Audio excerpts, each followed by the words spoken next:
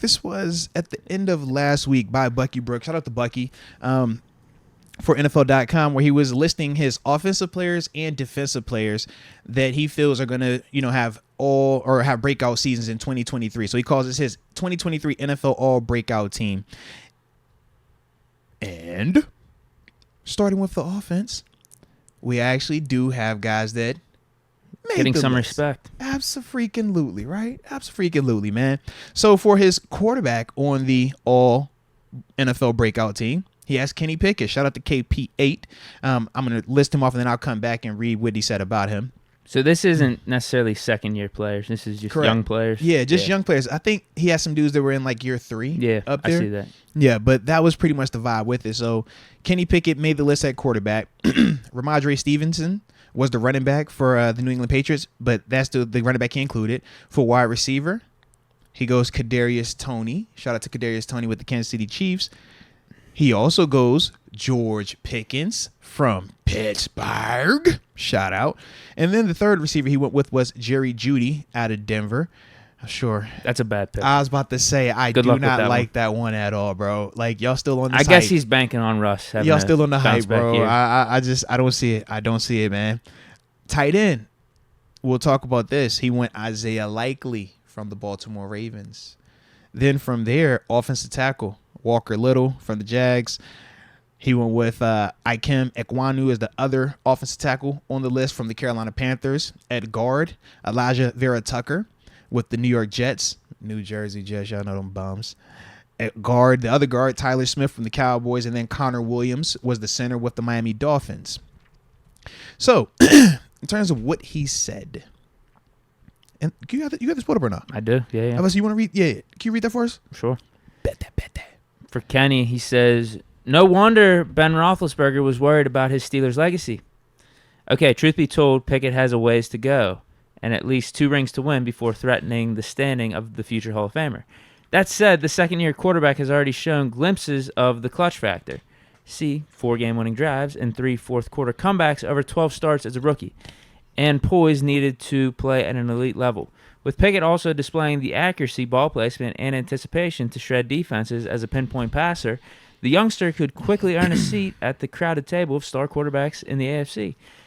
Bucky Brooks Shout out to Bucky, bro. knows ball. Shout out to Bucky. At least for this article. Shout out to Bucky. He's had some bad takes in the past, but I like this one. He's a mixed bag. Like he's on the money with this paragraph. He really is. No, like seriously, like I do like that. And that was he's obviously watched Kenny Pickett and by saying that was the part. Displays the accuracy, ball placement, anticipation to shred defenses. If he just wanted to look at 7 touchdowns, 9 picks, you'd probably be writing a different article. Thank you. That was the thing that stood out, and that was why I was like, yo, let's talk about this one because you could tell he actually watched it, and that's important, man. Because some of these national dudes, as we said, man, they don't watch it like that. And we could tell because when we cover it, how we cover it, when they make certain statements, you're like, bro, this is really off. But no, that is very accurate, man. I did like that assessment of him, man. And I thought it was pretty cool, though, because when we're talking breakout, I think that is a different dynamic, right? Because I'm sure somebody may say, well, what about Justin Herbert? What about Joe Burrow? It's like these dudes are already on the scene, though. When we're talking about breaking out, it's like, man, I think of these younger quarterbacks like Kyle Trask, for example, him competing against Baker Mayfield. If he were to come on the scene, that would be a breakout because nobody was expecting it. But with Kenny, I do like that, man. It's showing, number one, that he's watched this thing, but he also can see what Kenny does well and not just trying to, pull up something to get a click. It's like, nah, this dude does have really good accuracy. And that was also on his college tape. That was one of the things that when we talk about him being pro ready, the anticipation when he was getting that ball out, that was one of the things that made him so intriguing coming out of school. And now we did get a chance to really see that grow, especially in the second half of the season. So I like that a lot, man. Definitely do. And then what did he say about, man, George Pickens, a.k.a. GP? Are you with me? And just the fact, too, I think he went the last 3 draft class. Yeah. Because Jerry Jeudy was the 2020 draft. Seriously, yeah. So Pickett, out of all those quarterbacks, maybe he could have picked over the last 3. From 2022, 2021, 2020. I think Bucky really believes in this. I do. Because you're right. You're not going to say Joe Burrow. Yeah. But there are some guys. Like, you could probably have made a case for Brock Purdy, right? Right, that's what I'm saying. Like, if you want to roll with Trey what Lance, he did during that little bit. Mac Jones, Justin Fields. Like, you could have thrown those guys in there because they're still young enough. And Mac has a Pro Bowl under his belt. We've talked about it, but he does. But I'm with you, man. I'm like, I do. Jordan Love, he could have said. This. Yeah, because he's Tua definitely one of those guys.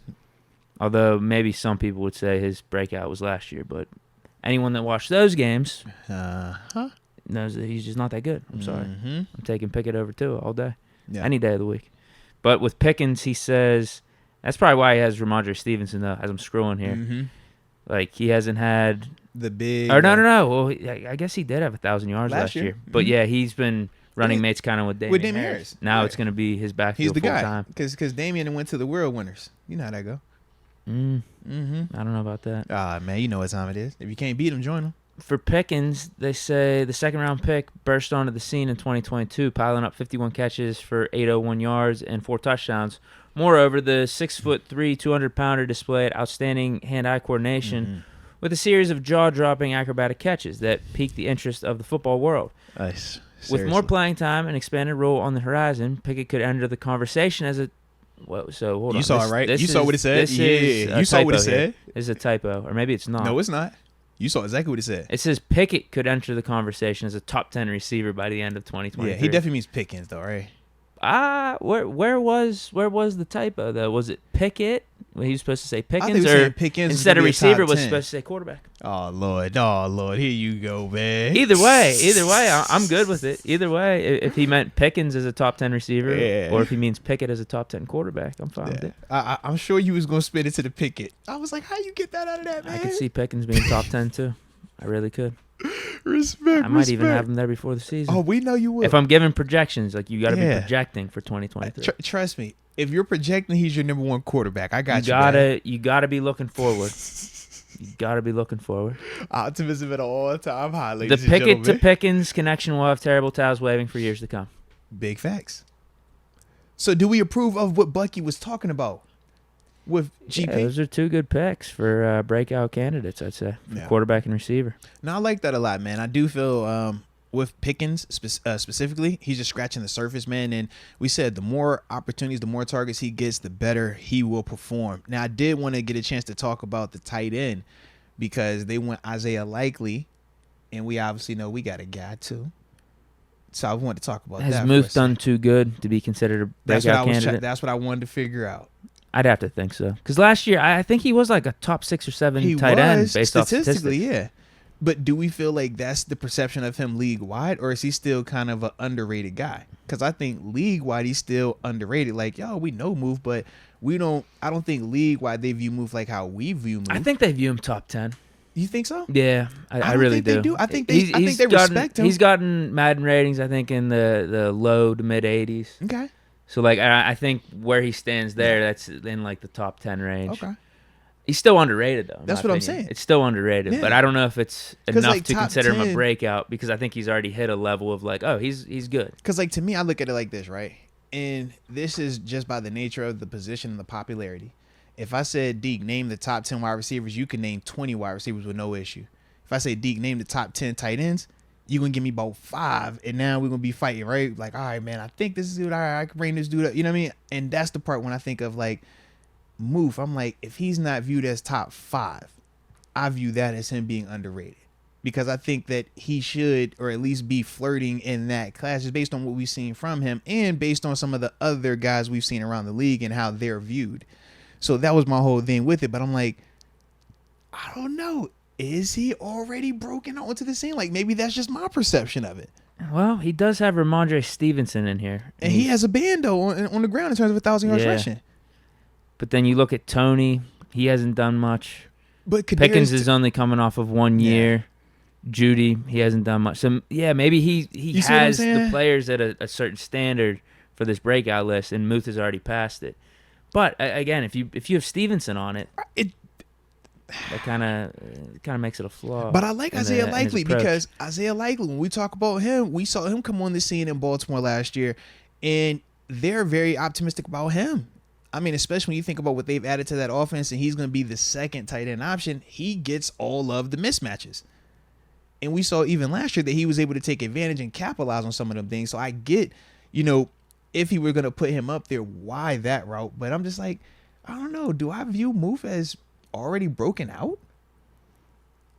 No. Well, Yeah. his ceiling is still so much higher, but he's already good. He's definitely already He's good. already really good. Yeah.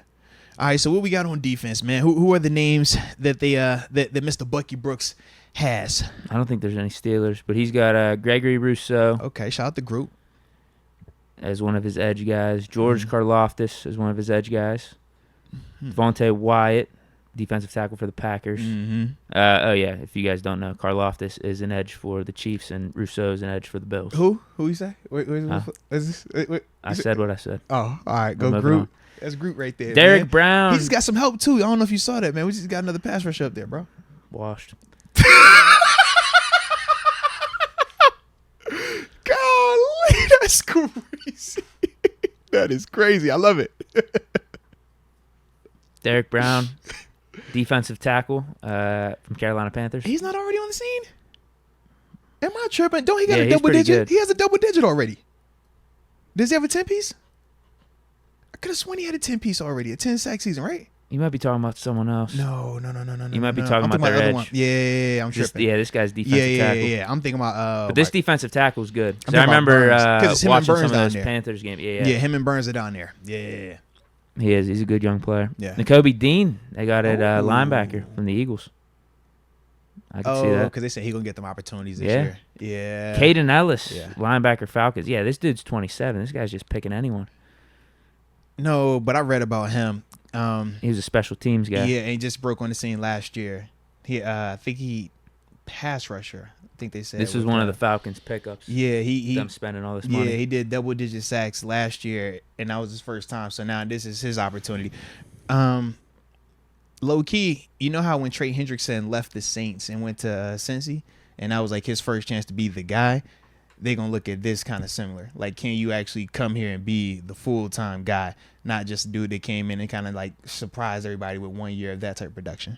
For corners, they have Stingley. Okay. in Little Houston, yeah. J.C. Horn from the Panthers, and then Because we don't have young corner right now. That'll be more so after next season. Right. We'll see what they're saying with JPJ, Corey Trice and company. right. Yeah. Yeah, there's not really anyone in the secondary you could Because I say say breakout. KZ has already been on the scene. He's led the league in picks. He's got a Pro Bowl under his belt. We know who Mink is. Yeah, Yeah. we don't really have any candidates for it. And linebacker, I don't see. Nah. Unless he wanted to predict Levi Wallace going off. But Levi, this is like year 5 or 6 for Levi? Yeah. Yeah, we passed the break. My point is they brought up that Caden Ellis dude. He's 27. Fair enough. But you have to have a prediction He's a that 27, Levi but Wallace he's is going to be a Pro Bowl He's a player. special teamer's 27, though. I think that, like, it aged differently. Okay. Yeah, he was special teams until last year was his, like, first, like, real year. Yeah. Fair. I get what you're saying. Yeah. But I think if you're really projecting Levi Wallace to be like a Pro Bowl or All-Pro, you could have had him made the list. yeah. But I don't think anyone's really projecting that. Well, I think it'd just be good. He's going to be our solid Yeah, CB he's too. good. Yeah. Yeah, it's a good player. I said Stingley, J.C. Horn for the Panthers, and then the last corner has Diamador Lenore. Niners, right? Yeah, Niners cornerback. Mhm. I guess he's just going to step in because they lost Mosley. Mm. Grant Delpit at I safety like for the Browns, and that then one. Cisco at safety for the Jaguars. I like the Grant Delpit, bro. I'm a fan of him, bro. I know he got hurt the first year, man, but I like what I saw. Yeah, no Steelers here. But defensively, that does kind of make sense for us, though. Highsmith, I feel like if this was a year ago, you can make a case for it. But Highsmith now, he's on the scene. Like, you know who he is. Ogunjobi on the scene. Yeah, the guys you think are going to break out on Yeah. defense are rookies. Yeah. Benton, Porter, Or we're trying to see what Leal potentially might do. Trice. But that's still Leal. kind of premature. He just hasn't 'cause the he hasn't timing shown missed. enough to probably make the article. Yeah, because this is like, we're talking national, and that's the part where it's bigger than just Pittsburgh. And that's the part that I do like when you can't get a chance to see our guys, whether, Kenny and George, obviously on the offensive side. When we're talking nationally, that's a bigger pull than us just how we feel about the Steelers or how we might feel in the division. So, I do like that. Mark Robinson would have been a nice pick, but I feel like he needs the opportunity to make an article like this. That's why he put in Kobe Dean and the dude from Atlanta, because he knows they're going to get the snaps. Yes. We don't know Robinson's getting those snaps just yet. 100% I agree. Because I thought that too with Robinson. I was like, if we didn't sign a Landon Roberts, or say there were reports that Mark is the starter, Mark is going to be the starter, or if they came out and was like saying or indicating it, I think it's different. When the Kobe Dean, that's like been communicated. That was like the foregone conclusion for them. So, salute it though, man. Salute it.